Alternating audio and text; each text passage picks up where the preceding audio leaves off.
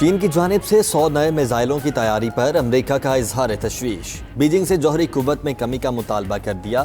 ترجمان امریکی محکمہ خارجہ کا کہنا ہے کہ چین نے کئی دہائیوں سے جوہری صلاحیتوں میں اضافے کی حکمت عملی اپنا رکھی ہے۔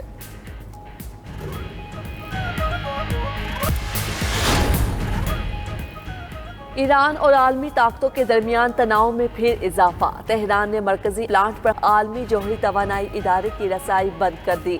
خبر ایجنسی کے مطابق UN انسپیکٹرز کو سیکیورٹی خدشات پر رسائی نہیں دی گئی۔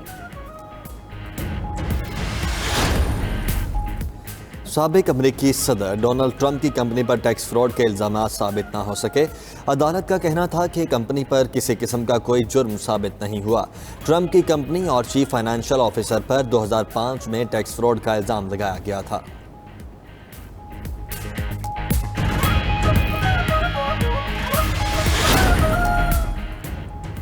اردن کی فوجی عدالت نے شہزادہ حمزہ کے خلاف تحقیقات کی استدعا مسترد کر دی۔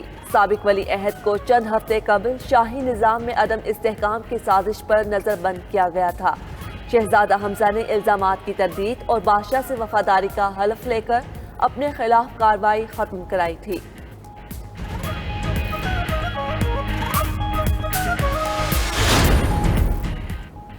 لیڈی ڈیانا کی سالگرہ پر شہزادہ ولیم اور شہزادہ ہیری نے اختلافات پس پش ڈال دیے ہیں۔ لندن میں سالگرہ کی تقریب، دونوں بیٹوں نے آن جہانی والدہ کے مجسمے کی رونمائی کی۔ کہا، امید ہے مجسمہ لیڈی ڈیانا اور ان کے طرز زندگی کی یاد دلاتا رہے گا۔ دنیا بھر میں کورونا سے متاثرہ افراد کی تعداد 18 کروڑ 33 لاکھ سے بڑھ گئی۔ صحت مند ہونے والوں کی تعداد بھی 16 کروڑ 79 لاکھ سے تجاوز۔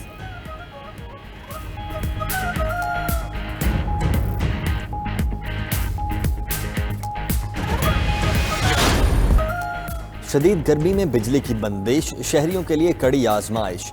ملک بھر میں بجلی کا بحران شدت اختیار کر گیا۔ شارٹ فال 6000 میگا واٹ سے بڑھ گیا ہے۔ مختلف شہروں میں 8 سے 10 گھنٹے بجلی کی لوڈ شیڈنگ۔ تربیلا ڈیم میں پانی کی کمی سے بجلی پیدا کرنے والے 8 یونٹ بند۔ ملک میں پن بجلی کی پیداوار میں کمی۔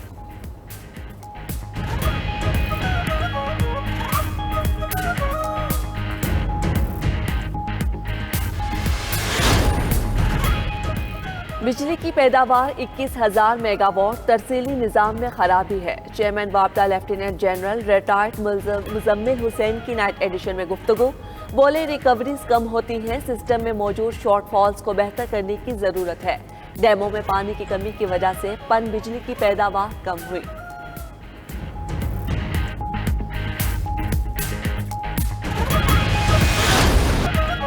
پارلیمانی کمیٹی برائے قومی سلامتی کا ان کیمرہ اجلاس، وزیر اعظم شریک نہیں ہوئے۔ شہباز شریف اور بلاول بھٹو سمیت پارلیمانی جماعتوں کے رہنماؤں کی شرکت۔ اسپیکر کی زیر صدارت اجلاس میں کئی وزراء، وزرائے اعلیٰ، آرمی چیف اور چیف آف جنرل اسٹاف موجود تھے۔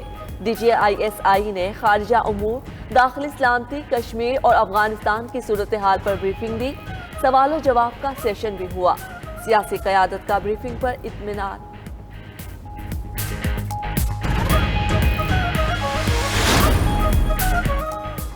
آرمی چیف نے سوالات کے جوابات دیے، بریفنگ جامع اور اچھی تھی۔ شہباز شریف کا کہنا ہے کہ خارجہ پالیسی اور داخلی صورتحال پر تفصیلی جائزہ پیش کیا گیا۔ شاہد خاقان عباسی بولے کہ وزیر اعظم عمران خان ہاؤس میں آنا پسند نہیں کرتے۔ بریفنگ میں بتایا گیا کہ امریکہ نے اڈے مانگے نہ ہم نے دیے۔ رانا ثناءاللہ نے کہا کہ ایک موضوع پر بات مکمل ہو گئی، دوسرے موضوع کے لیے پھر اجلاس ہوگا۔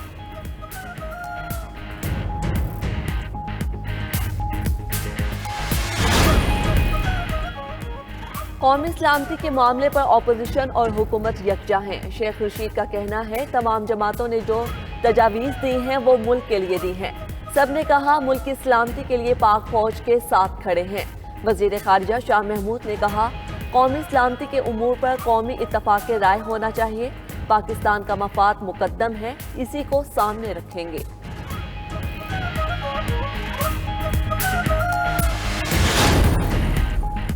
فوڈ سیکیورٹی مستقبل میں نیشنل سیکیورٹی کا مسئلہ بن سکتا ہے۔ پچھلے سال 40 لاکھ ٹن گندم درآمد کرنا پڑی۔ وزیر اعظم عمران خان کا اسلام آباد میں نیشنل کسان کنونشن سے خطاب، بولے کسان پاکستان کی ریڑھ کی ہڈی ہیں، ان کی خوشحالی اولین ترجیح ہے، ملک کے وسائل پر مخصوص طبقہ قابض ہو گیا۔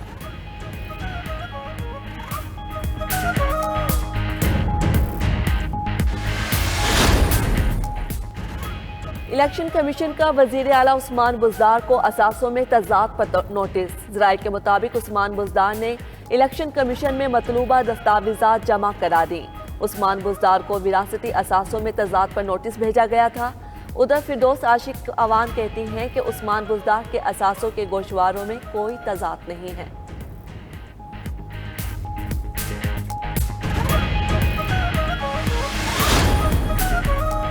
ڈی جی سندھ رینجرز کی پروفیشنل لیڈرشپ سمٹ میں شرکت، میجر جنرل افتخار حسن نے کانفرنس سے خطاب میں کراچی آپریشن کے پس منظر اور محرکات کا تقابلی جائزہ پیش کیا۔ کہا رینجرز امن و امان بہتر بنانے کے لیے ہر ممکن کوشش کر رہی ہے۔ رینجرز کے اقدامات سے اندرون اور بیرون ملک سرمایہ کاروں کا اعتماد بڑھا۔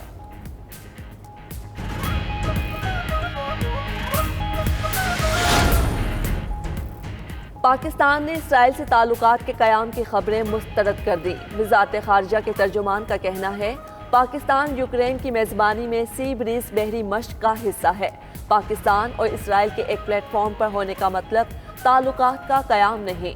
اسرائیل سے تعلقات فلسطین کے منصفانہ حل سے مشروط ہیں۔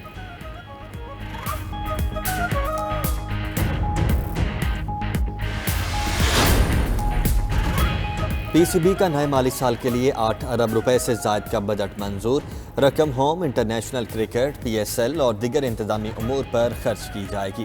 اعلامیے کے مطابق کورونا پروٹوکولز کے باعث بجٹ میں اضافہ کرنا پڑا ہے۔ پاکستان کرکٹ بورڈ کی 6 آئی سی سی ایونٹس کی میزبانی کی خواہش کا بھی اظہار۔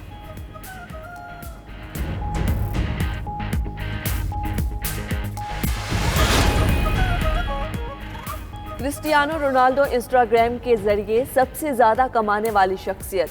سٹار فٹ بالر ایک اشتہاری پوسٹ کا $16 لاکھ معاوضہ لیتے ہیں۔ اداکار ڈیوائن جانسن کا $15,20,000 معاوضے کے ساتھ دوسرا نمبر۔ گلوکارہ آریانا گرینڈے ایک پوسٹ کے $15,11,000 لیتی ہیں۔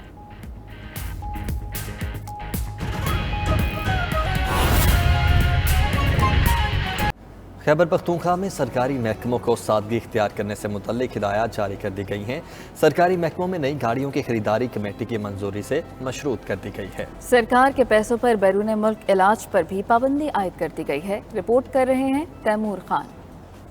خیبر پختونخوا میں اب نئی سرکاری گاڑیوں کی خریداری پہلے جیسے آسان نہیں رہی۔ اب secretary finance, secretary administration, secretary planning and development اور متعلقہ ڈپارٹمنٹ کے سیکٹری پر مشتمل 4 رکنی کمیٹی ہی کی منظوری سے نئی گاڑی خریدی جا سکے گی۔ تاہم ایمبولینسز، فائر ٹرکس، ٹریکٹرز اور بسیں اس پابندی سے مستثنا ہوں گی۔ بیرون ملک سرکاری خرچے پر علاج معالجے پر بھی پابندی لگا دی گئی ہے۔ صرف یہی نہیں بلکہ اب تو ملازمین صوبائی حکومت کے اخراجات پر بیرون ملک سیمینارز اور ورکشاپس میں شرکت بھی نہیں کر سکیں گے۔ صوبائی حکومت نے سرکاری فنڈ سے 5 اسٹار ہوٹلز میں سیمینارز اور ورکشاپس کے انعقاد پر بھی پابندی لگا دی ہے۔ اسی طرح اب نئی آسامیوں پر بھرتی تنخواہوں کے لیے متعین فنڈز کے اندر رہ کر ہی کی جا سکے گی۔ تیمور خان، 92 نیوز، پشاور۔